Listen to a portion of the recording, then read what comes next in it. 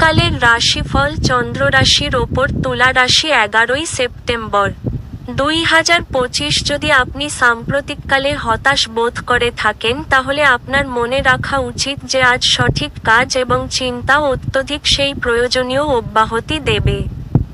আজকে বিনিয়োগ এড়িয়ে চলা উচিত।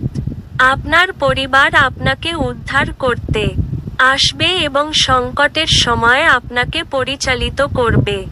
যারা এই অভ্যাস আয়ত্ত করেছে তাদের নিরীক্ষণ করে আপনি কিছু পাঠ শিখতে পারেন। এটা আত্মবিশ্বাস শক্তিশালী করতে অত্যন্ত সহায়ক হবে।